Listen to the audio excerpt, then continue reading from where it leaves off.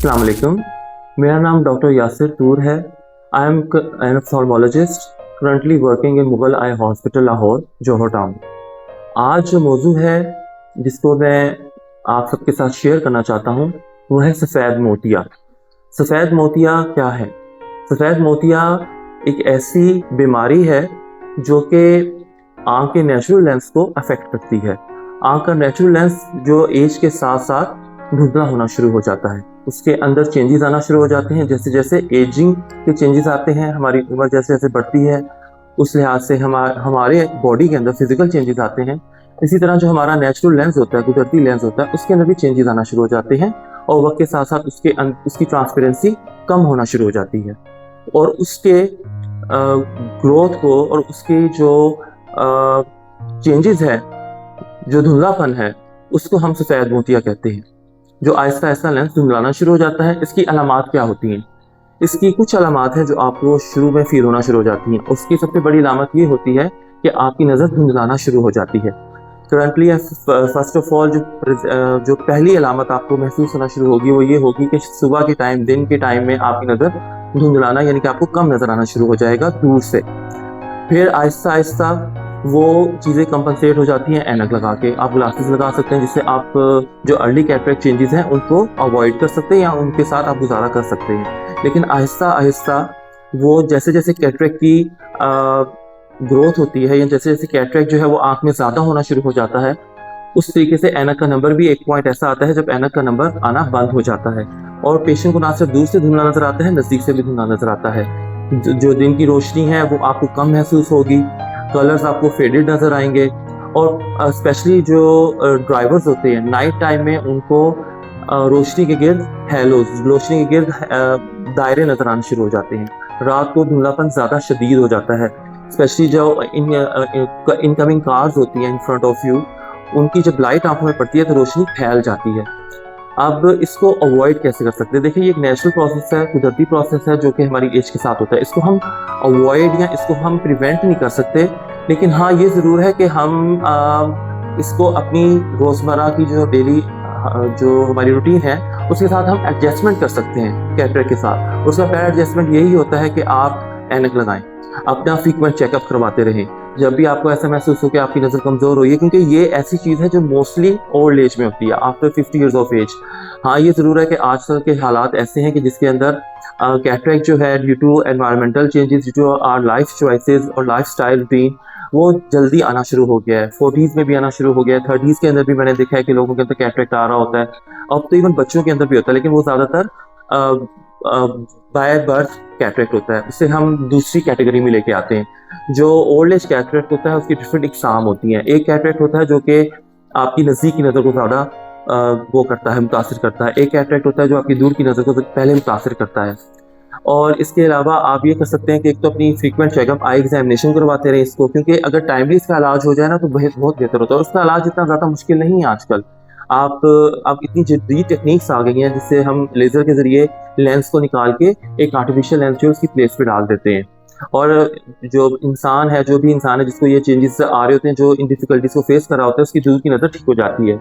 और अब इतने ज़्यादा जदीद लेंसेज़ आ चुके हैं जिनके अंदर ना सिर्फ दूर की नज़र को ठीक किया जा सकता है, बल्कि नज़दीक की नज़र के जो एलिमेंट है वो भी इनकॉर्पोरेट किया जाता है। प्रीमियम किस्म के ये लेंसेज़ होते हैं, ईडोफ लेंसेज़ इन्हें कहते हैं। तो अब हमारी लाइफ जो हम पहले किसी ज़माने में समझते थे कि कैटरेक्ट की वजह से लिमिटेड हो गई है, अब वो लिमिटेड नहीं रही।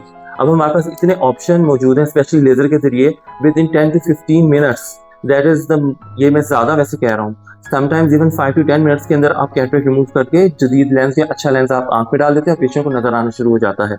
हाँ ये ज़रूर है कि फ़ौरन नज़र नहीं आता, लेकिन विद इन 2 or 3 डेज़ आपको बहुत अच्छा क्लियर विज़न हो जाता है। अब इसको प्रिवेंट करने के, जैसे मैंने पहले आपको बताया कि एहतियाती तदाबीर यही होती है कि तो अपना फ्रीक्वेंट चेकअप, आई एग्जामिनेशन करवाते रहें, ठीक है, डॉक्टर के पास जाके। जो भी आपका नियरेस्ट ऑप्थेल्मोलॉजिस्ट है, जिसको भी आप समझते हैं, आप उससे अपना रूटीन एग्जामिनेशन ज़रूर करवाएं, क्योंकि जब कैटरेक्ट बहुत ज़्यादा पक जाता है, इसको कहते हैं मैच्योर फॉर्म, जब कैटरेक्ट बहुत ज़्यादा अपनी आखिरी स्टेज पे पहुंच जाता है और उस वक्त जो है इतना ज़्यादा नेचुरल लेंस धुंधला हो जाता है कि इवन जब आप अपना फेस देखते हैं उसके अंदर, मिरर के अंदर, तो आपको वाइट एक शेडो नजर आता है आंख के अंदर। That is the stage when the cataract has reached its maximum maturity.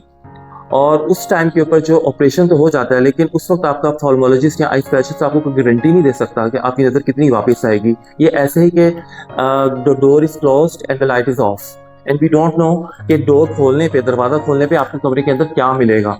आप जब दरवाज़ा खोलेंगे तो तभी आपको पता चलेगा। इसी तरह जब कैटरेक्ट रिमूव होगा तभी हम जब मेच्योर हो जाता है उसे रिमूव करते हैं। एक तो टेक्निक डिफरेंट हो जाती है, ठीक है, उसके लिए हमें लार्ज इंसिजन देनी पड़ती है, टाँके लगाने पड़ते हैं, विजन का रिस्टोरेशन जो बाद में पोस्ट ऑपरेटिव होता है उसका टाइम बहुत दौरानिया बहुत ज़्यादा हो जाता है। और क्योंकि जब तक टाँके आपकी आंखों में लगे रहते हैं आपको सही तरह नज़र नहीं आता। हाँ, विजन आपका थोड़ा बेहतर ज़रूर हो जाएगा अगर आपकी आँख की हालत ठीक है, पीछे से आपका पर्दा आँख का बिल्कुल ठीक है, लेकिन कितना बेहतर होगा उसकी कोई गारंटी नहीं होती। तो इसलिए अगर आप टाइमली अपना एवेल्युएशन करवाते रहेंगे, कैटरेक्ट के चेंजेस को चेक करवाते रहेंगे, आप अपनी ग्लासेस के नंबर से उसको अपनी लाइफ रूटीन को एडजस्ट करते रहेंगे, तो वो आपके लिए बेहतर है। और जब आप समझेंगे कि हाँ कैटरेक्ट इस स्टेज पे पहुंच चुका है, जब आप समझे या फिर आपका ऑप्थेल्मोलॉजिस्ट आई स्पेशलिस्ट समझे कि हाँ आप इस स्टेज पे कैटरेक्ट आ चुका है कि इसको रिमूव कर देना चाहिए, लेंस डाल देना चाहिए। क्योंकि अर्ली अगर सर्जरी हो जाए तो एक तो बहुत मिनिमल टाइम में होती है, यानी कि ज़्यादा जल्दी हो जाती है। अच्छा, आपका प्रोसेस जो है जो जिसमें हम लेंस को एक्सचेंज करते हैं, नेचुरल लेंस को आर्टिफिशियल लेंस एक्सचेंज करते हैं, एक तो वो अमल जो है वो काफ़ी छोटा होता है, बड़ा मिनिमाइज हो जाता है। और आँख के अंदर जो वूंड का जो आप कहते हैं ज़ख्म का एक होता है जिससे हम इंट्री लेते हैं और लेंस को एक्सचेंज करते हैं, वो भी छोटा वूंड देना पड़ता है। और जो मैक्सिमम टाइम है विजन रिस्टोरेशन का, आँख की बीनाई को वापस आने का, वो भी लिमिट हो जाता है काफ़ी ज़्यादा। और दूसरा आप ये कर सकते हैं कैटरेक्ट के लिए कि एक तो रूटीन एग्जामिनेशन हो गई, आई का चेकअप हो गया। बाकी इसमें ये है कि पेशेंट्स मेरे पास आते हैं, I have experience of like 10 to 15 years in this field now. और पेशेंट मेरे पास बहुत से आते हैं जो उम्मीद के साथ आते हैं कि ऑपरेशन ना हो, कतरों से हो जाए। और sometimes there are some drops which are being prescribed to them, जो इन्हें प्रिस्क्राइब किए जाते हैं।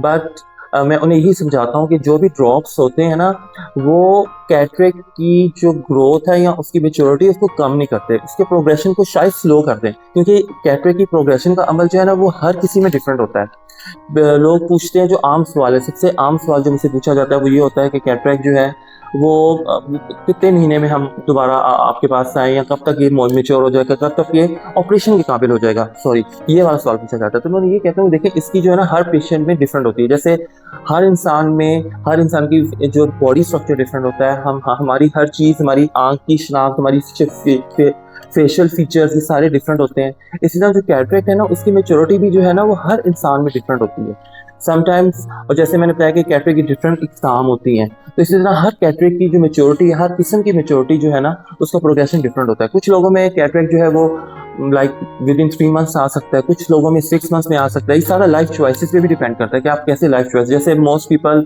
Who are like in the field work, जो फील्ड में काम करते हैं, उनके अंदर ज़्यादा चांसेस आते हैं कैटरेक्ट होने के। फिर then some people who are taking certain kind of drugs, जिनमें मोस्ट कॉमन जो कैटरेक्ट की प्रोग्रेशन को तेज़ करती है वो स्टेरॉइड्स होती हैं। स्टेरॉइड्स जो हैं वो ज़्यादा तेज़ करते हैं। फिर इसके बाद कुछ एलिमेंट्स होते हैं, आंखों की इन्फेक्शंस होती हैं, जो आंखों को होती है, एलर्जी होती है।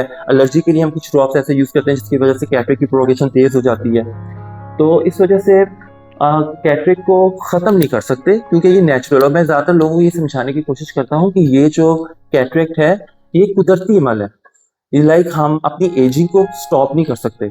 हम सिर्फ लाइफ चॉइसेस ऐसी कर सकते हैं जिससे हम अपने आप को फिट जरूर रख सकते हैं, लेकिन हम अपनी एज को 40 के ऊपर, जैसे हॉल्ट, मैं अपनी एज को 40 के ऊपर हॉल्ट नहीं कर सकता, रोक नहीं सकता। मैं अपनी एज को 50 के ऊपर रोक नहीं सकता।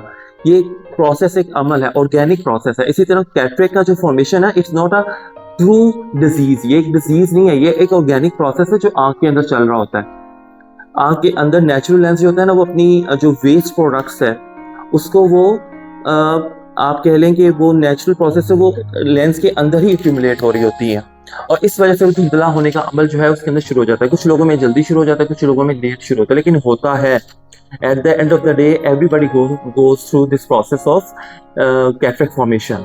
और लेकिन इसका बस ये एक जो मैं आपको बताना चाहूँगा कि आप बेस्ट जो आप कर सकते हैं वो ये है कि टाइमली एक तो रूटीन चेकअप और टाइमली इसका ऑपरेशन।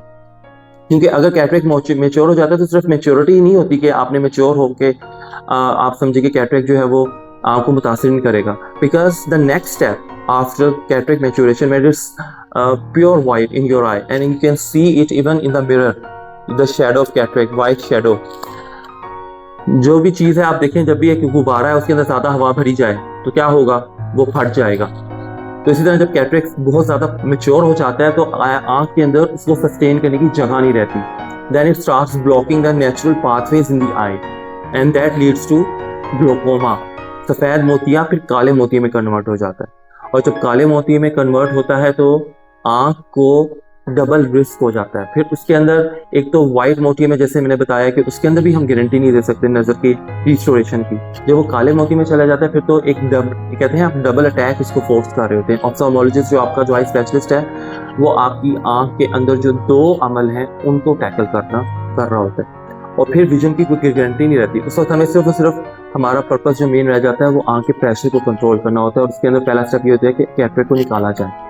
बट फर्स्ट आंख के प्रेशर को कम करना है, and then we have to go and do the surgery and take out the cause which is the mature cataract।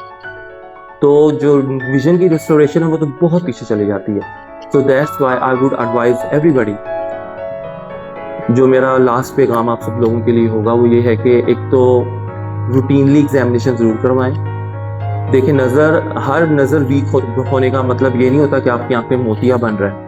there are so many elements, there are so many causes for it, but अगर आपकी नज़र week हो रही है, आपको blurry महसूस हो रहा है, आपको रात को ऐसे लग रहा है कि दायरे फैलते हुए महसूस हो रहे हैं लाइट्स के गिर्द, इनकमिंग लाइट्स जो आपको गाड़ी की है रोशनी को फैलती हुई नज़र आ रही हैं आपकी, और तो आप अपना एग्जामिनेशन एक रूटीन रेगुलर चेकअप ज़रूर करवाएं, क्योंकि रूटीन चेकअप, एक टाइमली चेकअप आपको बहुत सी बीमारियों से सेव कर सकता है। देखिए आंखें हैं तो जहान है, मैं तो ये कहता हूँ, क्योंकि फॉर अ मोमेंट अगर आप कंसीडर करें कि आप आंखें बंद कर लें फॉर अ मोमेंट, तो आपके आगे क्या आएगा, अंधेरा।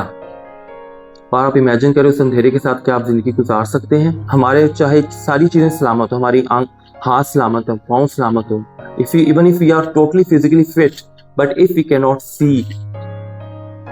सी क्लियरली विद आवर आईज, तो हम कुछ भी काम करने के काबिल नहीं रहते। I have seen these such cases, I have seen so many cases, even not only in the old people but young लोगों में, जो सिर्फ टाइमली चेकअप ना करवा के उन्होंने अपनी आई साइट लूज कर दी। और फिर देखें हर इंसान, हम इंसान जो है उनके हाथ बंधे होते हैं। अल्लाह ने एक जो चीज़ हमें दी है, हमें हिकमत दी है, हमें एजुकेशन दी है, हमें दिया है कि हम अपनी अकल को यूज करते हुए एक हद तक जो है ट्रीटमेंट कर सकें, एक हद तक किसी बीमारी को रोक सकें। लेकिन उधर भी हमारे हाथ बंधे होते हैं एक हद तक, एक टाइम तक किसी भी आप डिजीज को ट्रीट कर सकते हैं। जब वो बहुत हद से या एक सर्टन स्टेज से आगे प्रोग्रेस कर जाती है तो वो हमारे हाथ से भी निकल जाता है। और फिर जब हमें पेशेंट को इनकार करना पड़ता है या कोई ऐसी न्यूज देनी पड़ती है कि it is not in our hands, यकीन करें पेशेंट के लिए, जो मरीज है उसके लिए, जो उसको जो दर्द होता है, उसे जो तकलीफ होती है, उसे जो मायूसी होती है, वो अपनी जगह। लेकिन आप यकीन करें, being an ophthalmologist, we are also human beings, and giving such a news to a person or on daily basis या फिर जैसे भी, it really breaks even us inside us. So मैं आपको फिर again in the end, being an ophthalmologist, eye care specialist, मैं आपको ये ज़रूर कहूँगा कि अपना रूटीन आई एग्जामिनेशन करवाते रहें, अपनी आई साइट को गनीमत जाने, उसको एक अल्लाह का तोहफा जाने, और उसके साथ कोई रिस्क ना लें, उसके साथ उसको इतना लाइटली ना लें आई साइट को। That's all.